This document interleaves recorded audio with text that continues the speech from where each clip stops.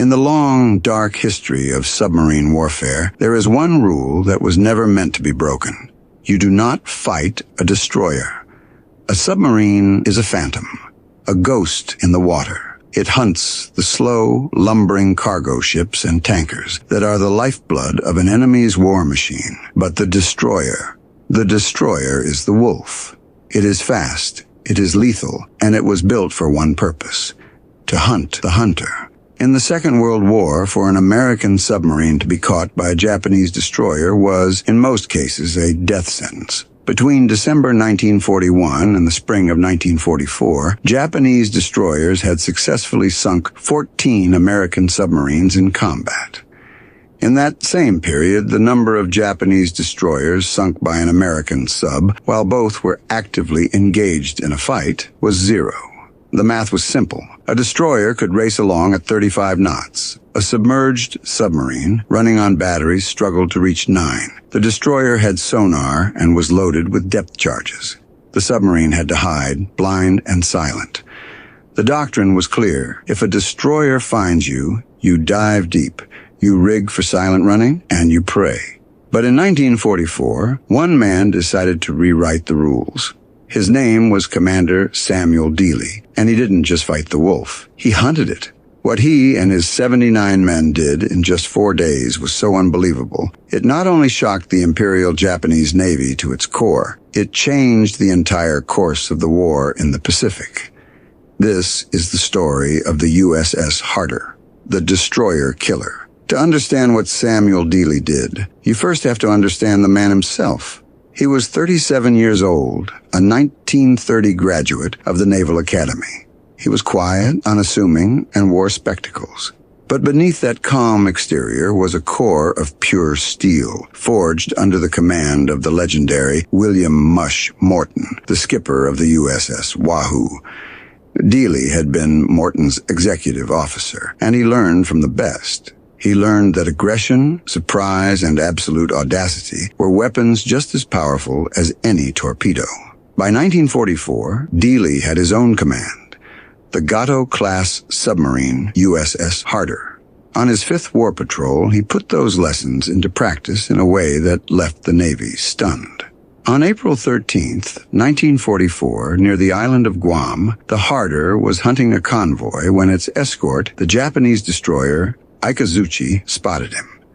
The Ikazuchi turned and charged at flank speed, intent on ramming or depth charging the submarine into oblivion. Every man in Harder's conning tower expected the order to dive. Instead, Dealey ordered, "Flank speed ahead, make ready the bow tubes." He was charging straight at the destroyer. This was a tactic so reckless it was barely even a theory. It was called the down-the-throat shot. You fire your torpedoes directly into the face of the charging enemy, and then, at the last possible second, you crash dive and pray you get deep enough to pass under his keel. If your torpedoes miss, the destroyer is in the perfect position to drop its depth charges directly on your position. If you dive too late, his bow will slice your submarine in half. At a range of just 900 yards, point-blank range in naval terms, Harder fired a spread of 4 torpedoes. 2 of them struck the Ikazuchi amidships. The destroyer erupted in a massive explosion, broke in 2, and sank in less than 5 minutes. Dealey surfaced, surveyed the wreckage, and sent one of the most famous radio reports of the entire war. It was short, and it was brutally clear. Expended 4 torpedoes and 1 destroyer. This single act of defiance sent a shockwave through the Pacific submarine force. But it also put a target on Dealey's back. Admiral Toyoda, the commander-in-chief of the Japanese combined fleet, was not amused.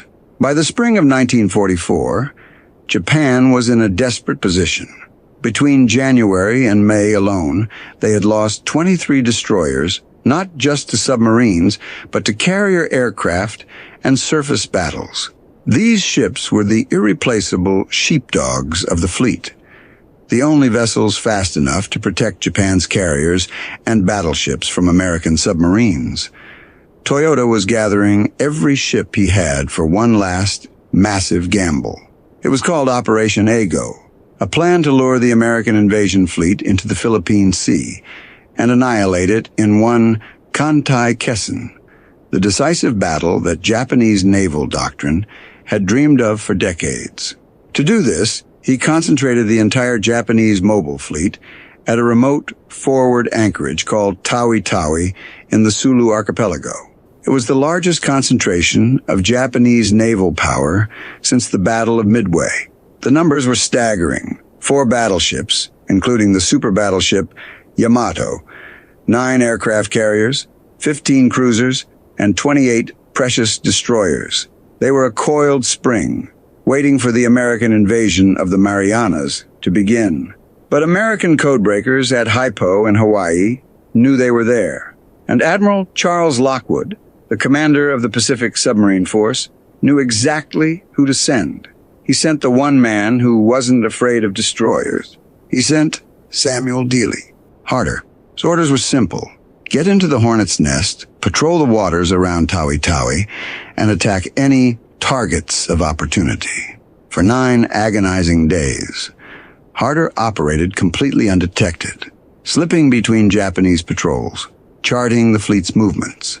Dealey was a phantom, just miles from the most heavily guarded anchorage on Earth. Then, his luck ran out. At 0300 on June 6, 1944, the same day Allied troops were storming the beaches in Normandy, a Japanese patrol plane flying in the dark spotted the faint feather of Harder's periscope wake. The alarm was sounded. The hunt was on. Within an hour, 3 destroyers, the Minazuki, Hayanami, and Tanikaze, were detached from the fleet with one simple order: find and kill the American submarine. At 0647, as the first light of dawn streaked the sky, Commander Dealey stood in the conning tower, his eye pressed to the periscope. He watched as the 3 destroyers cut through the water, coming right for him. He was 37 years old. This was his 5th war patrol. He had already destroyed 18 enemy ships. But now, 3 of the deadliest ships in the Japanese Navy were hunting him simultaneously. If you find this kind of detailed, forgotten history as fascinating as we do, we'd be honored if you'd hit that subscribe button. We believe these stories of courage and sacrifice deserve to be told, and by subscribing, you help us ensure they aren't forgotten. Back in the conning tower, Dealey studied the lead destroyer, the Minazuki. She was 1,250 tons of gray steel, armed with 4 5-inch guns, and closing fast, zigzagging to throw off a torpedo solution. Behind her, the other 2 destroyers were spreading out, a classic search and destroy pattern designed to box the submarine into a kill zone. Every man in the Harder knew the book. They were supposed to run. They were supposed to dive to 400 feet and pray the sonar operators were having a bad day. But Dealey had no intention of running. He swung Harder's bow and pointed it directly at the charging Minazuki. "Make ready the bow tubes," he ordered. The range closed. 1,500 yards. 1,200 yards. The sonar pings from the Minazuki were now a frantic, high-pitched clang, clang, clang that every man in the boat could hear through the hull. The destroyer knew where they were. "Range 1,100 yards," the fire control officer called out. The time to collision was just 96 seconds. Dealey was calm. He was waiting for the Minazuki to commit. At 750 yards, less than half a mile, the destroyer was so close Dealey could see the bone in her teeth, the white bow wave she was pushing. "Fire 1! Fire 2! Fire 3! 3, Mark 18 electric torpedoes sped silently toward the target. "Take her down! 300 feet! All ahead full!" The Harder pitched down at a brutal 30-degree angle, her motors screaming as she clawed for depth. This was the moment of truth.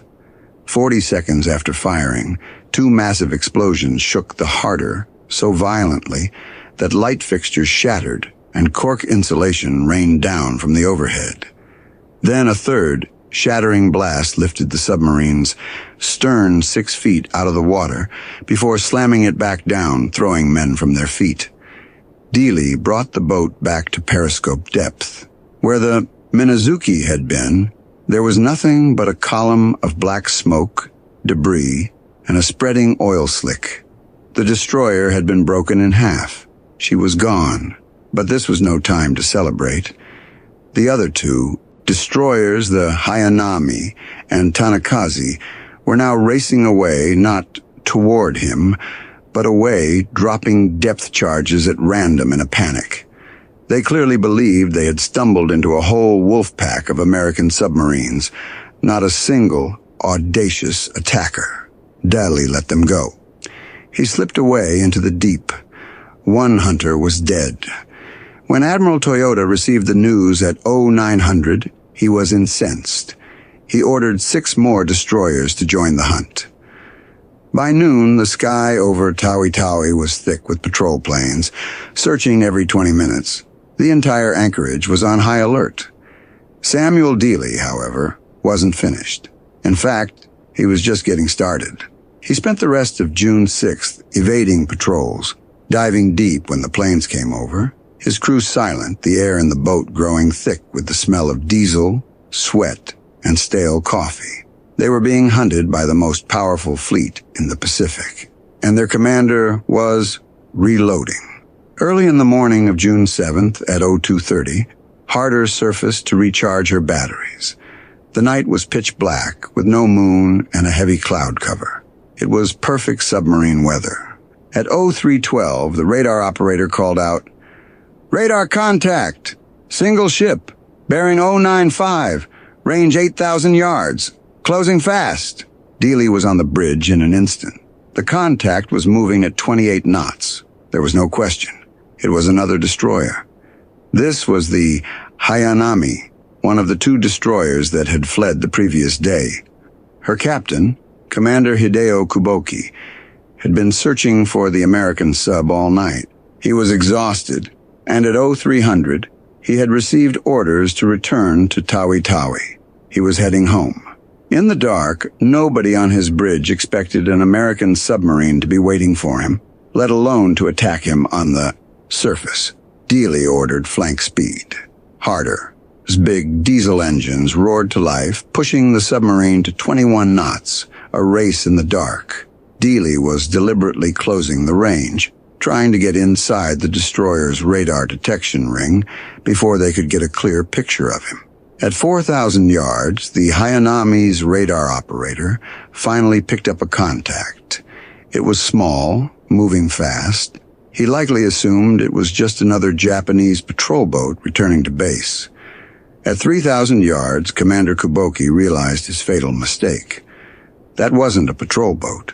It was an American submarine, and it was attacking him. He ordered flank speed and a hard turn to ram, but it was too late.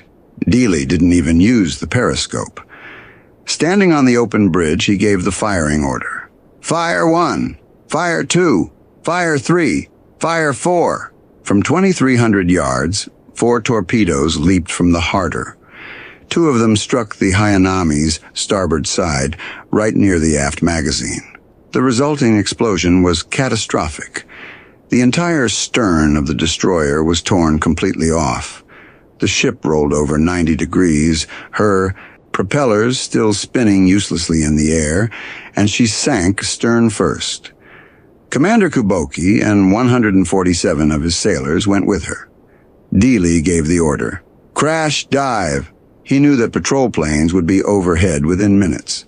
He had just sunk 2 Japanese destroyers in less than 24 hours, right on the doorstep of their main fleet anchorage. The Imperial Japanese Navy wasn't just hunting him anymore. This was personal. Admiral Toyoda was furious. He was now facing a crisis. 2 destroyers, gone, sunk by the same submarine. This was not just a nuisance. It was a profound humiliation and a critical loss of his anti-submarine screen. He immediately pulled 8 more destroyers from convoy escort duty, ships that were desperately needed to protect his tankers and transports, and organized them into dedicated hunter-killer groups. Their only mission: find and destroy the American submarine at Tawi-Tawi. Every Japanese destroyer captain in the area received the same orders: maximum aggression, no retreat, kill that submarine. Samuel Dealey knew the Hornet's nest was well and truly stirred.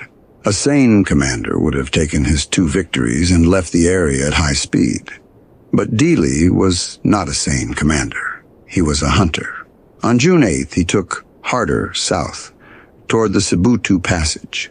This was the narrow, deep-water strait between Tawi-Tawi and Borneo. It was the main shipping lane, and Dealey knew the Japanese destroyers would be patrolling it heavily. He wanted to see just how many he could sink before they finally figured out what he was doing. At 1400 hours, the lookout spotted them. "Smoke on the horizon! 2 ships!"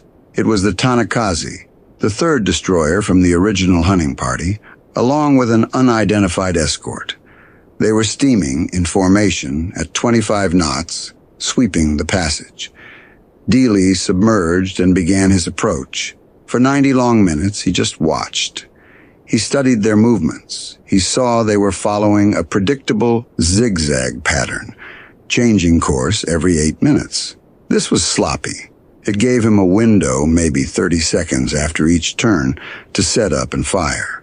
So he positioned Harder directly in their path, raised his periscope, and waited. At 16:30, right on schedule, the Tanakaze turned toward Harder's position. "Range, 3,000 yards, Dealey said, his voice calm. He let her come. 2,500 yards, 2,000, 1,500. The Tanakaze was so close, her bow filled the periscope's view. At 1,200 yards, Dealey gave the order. "Fire 1, fire 2, fire 3, fire 4.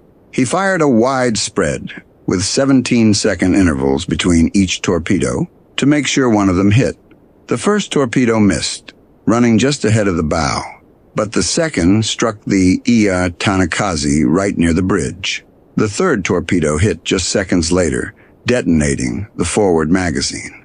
The explosion was so massive that the crew inside Harder, deep underwater, heard it clearly, a deep, crunching whump that vibrated through their bones.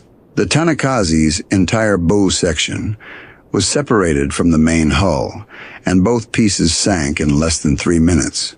The escort destroyer, seeing its partner disappear in a ball of fire, went berserk. It immediately turned and charged Harder's position, dropping depth charges as it came. "Take her deep, 400 feet, Dealey commanded. The depth charges exploded overhead, shaking the submarine violently, but they were dropped in panic, not with precision. They caused no serious damage. After 40 minutes of this, the lone destroyer, likely fearing it was next, gave up the hunt and withdrew to rescue survivors. 3 destroyers, 3 days. The news hit Admiral Toyoda's flagship like a physical blow. The Devil of Tawi-Tawi, as the Japanese were now calling this lone submarine, had struck again. Toyoda was about to make a decision that would change the entire course of the Battle of the Philippine Sea. But first, Samuel Dealey had one more destroyer to sink. And this time, he was going to do it in broad daylight, with 2 other Japanese destroyers watching. On June 9th, at 0500, Dealey brought Harder to periscope depth, just 12 miles southwest of the Tawi-Tawi anchorage. What he saw made every man in the conning tower hold his breath. Dead ahead, steaming in a perfect line abreast formation, were 4 Japanese destroyers. They weren't transiting. They were actively hunting. Their sonar was pinging so loudly that Harder's sound operator could hear it clearly without his headphones. This was the hunter-killer group sent specifically for him. Dealey checked his torpedo status. He had 8 torpedoes remaining, 4 destroyers. This meant he would get maybe 1 shot before all 4 of them converged on his position and buried him under an avalanche of depth charges. He studied their formation. The lead destroyer on the end was zigzagging aggressively. The third and fourth destroyers were also moving erratically. But the second destroyer in the line, for some reason she was maintaining a steady course. That was his target. At 0612, the second destroyer turned directly toward Harder's position.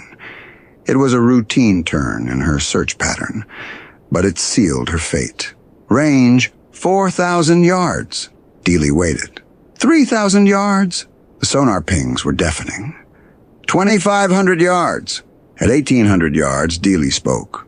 Fire 1, fire 2, fire 3. He didn't fire his usual spread of 4. He needed to save his torpedoes. He was betting everything on this one shot.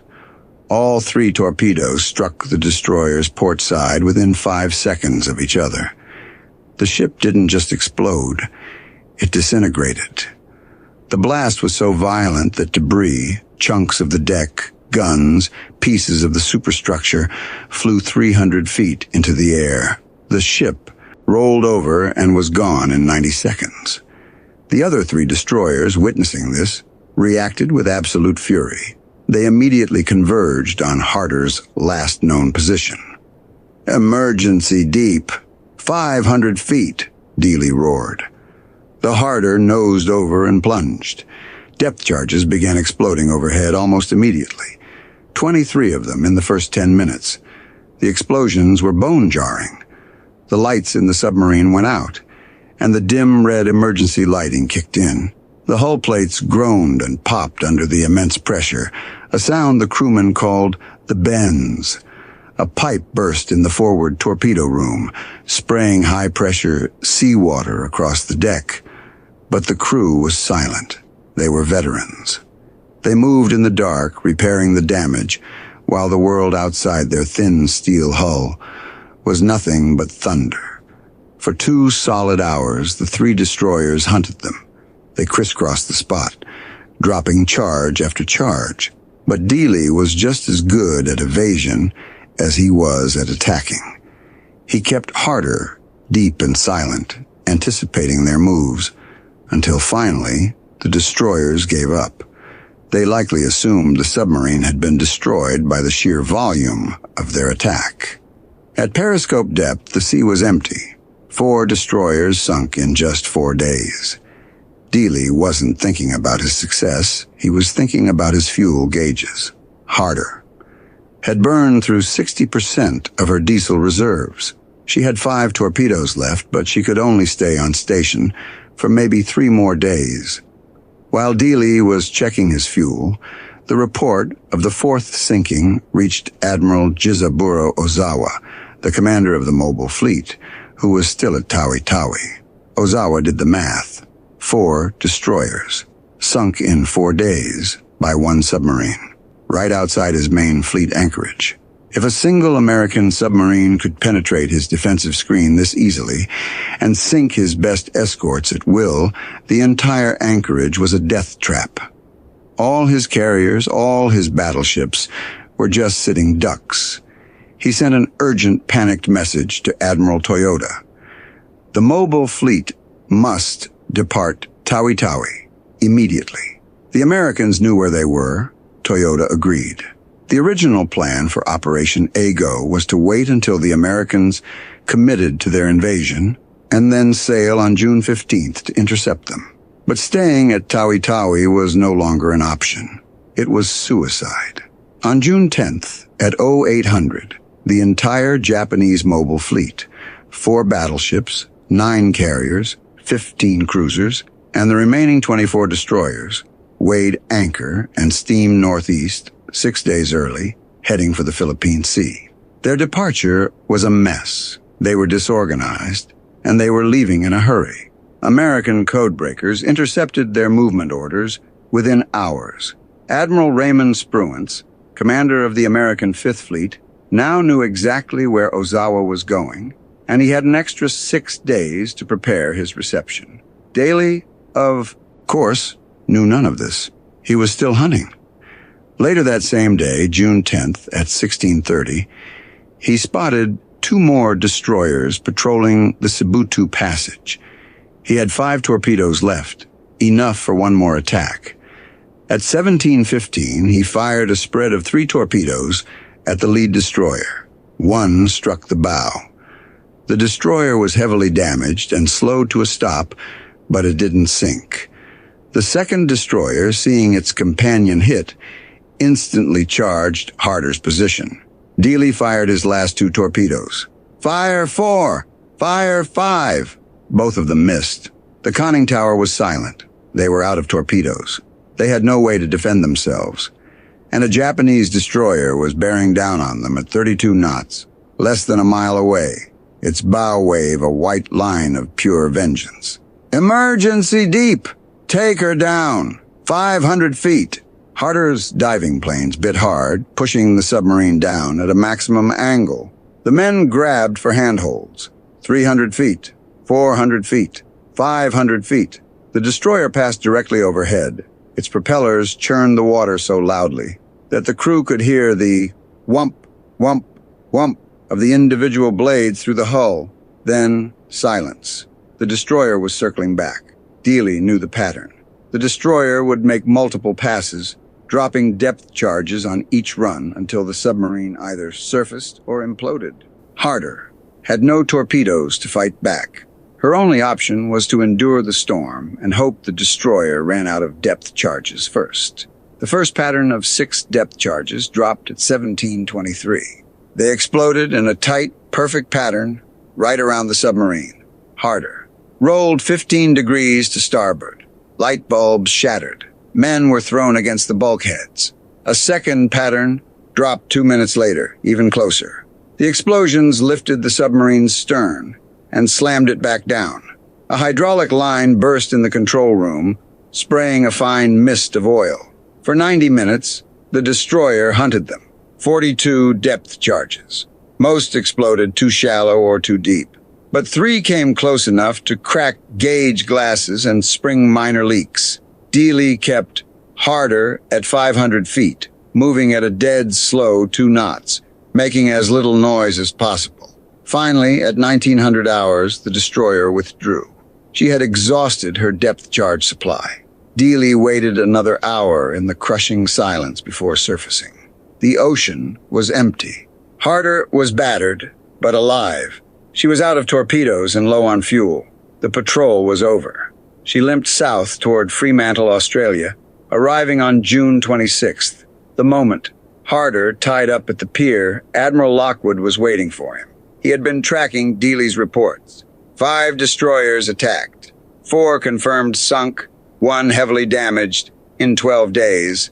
It was and still is the most successful anti-destroyer patrol in the history of naval warfare. Lockwood awarded Dealey the Navy Cross right there on the deck.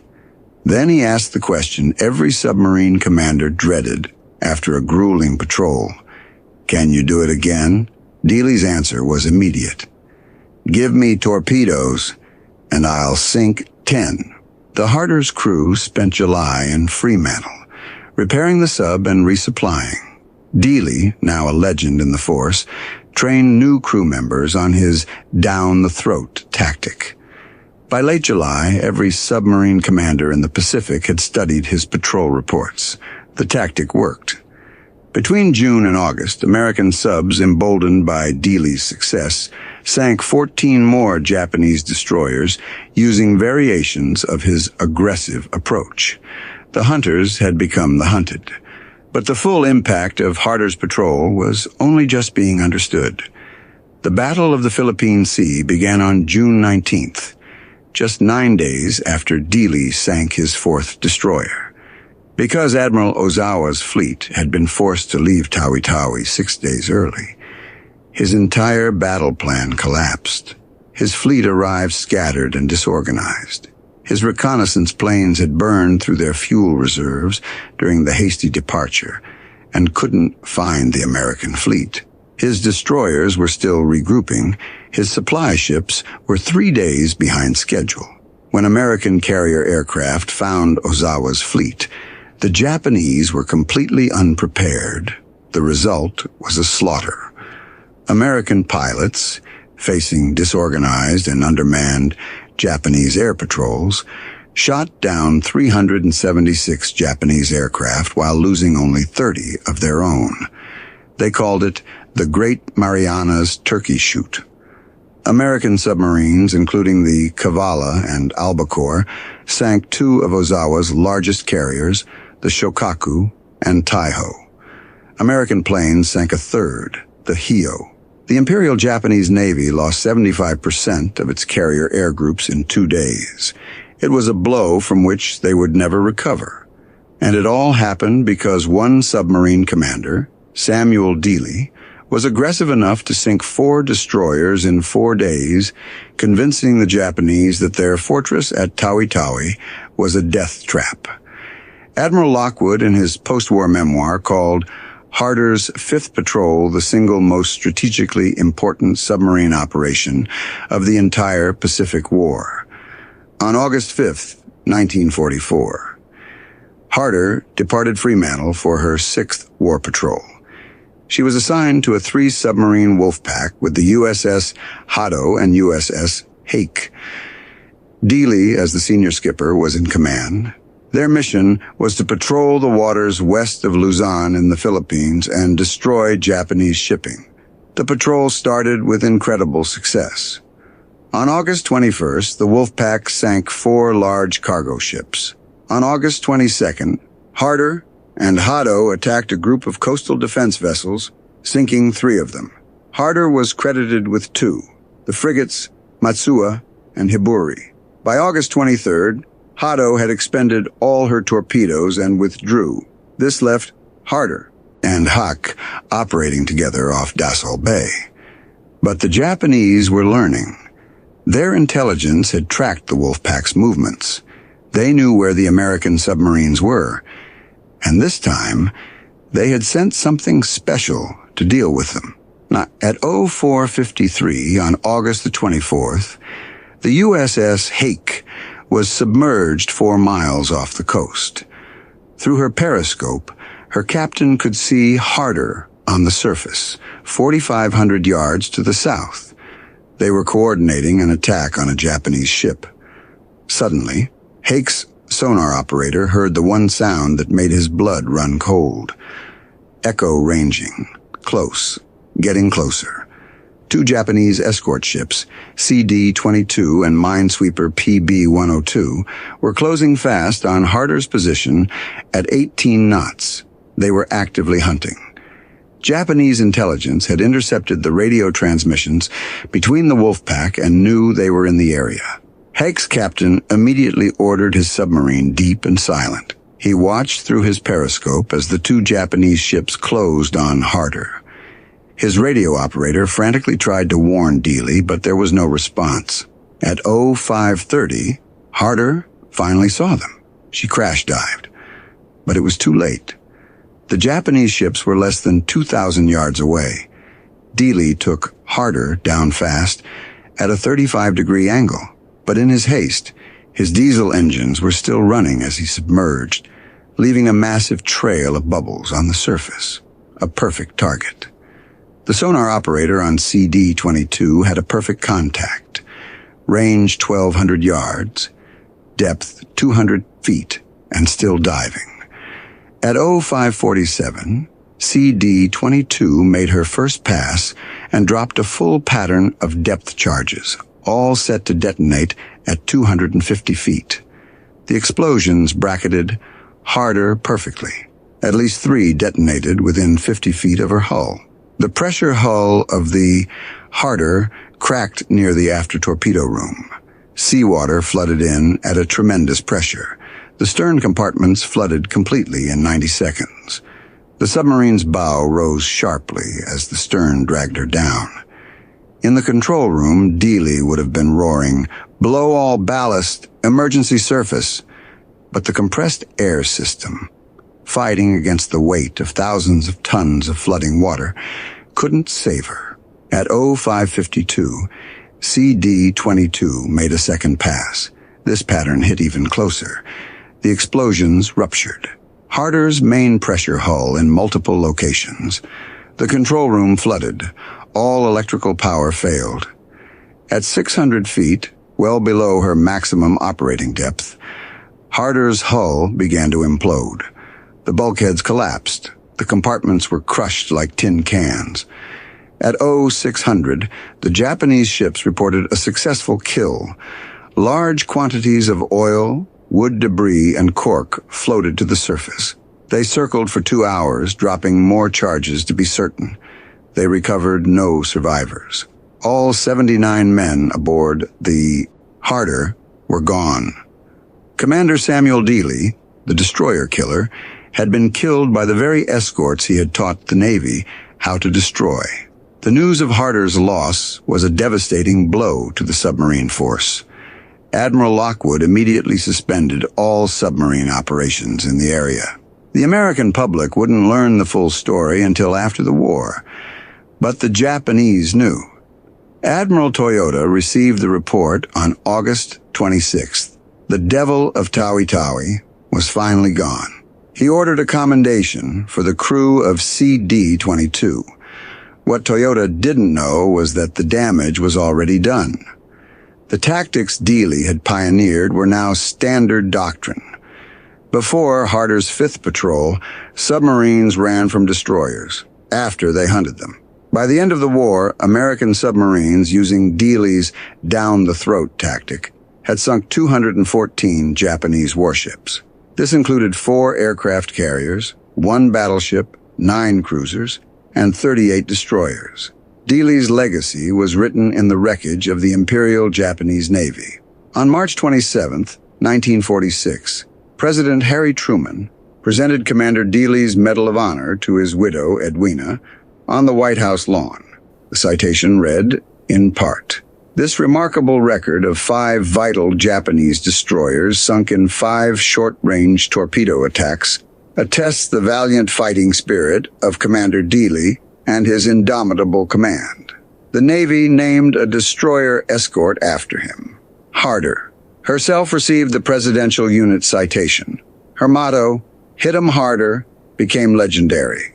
Today at the Naval Academy, instructors still teach the down-the-throat attack. Not because modern submarines would use it, our new torpedoes are far too advanced for that, but because it demonstrates a fundamental principle. When your enemy expects you to run, charging is the one thing they can't defend against. The 79 men aboard Harder came from 38 different states. They were farm boys from Iowa, factory workers from Michigan, college graduates from California. They volunteered for the silent service, knowing the odds. 22% of all submariners who served in World War II died, the highest casualty rate of any branch of the American military. They knew the risk, and they served anyway.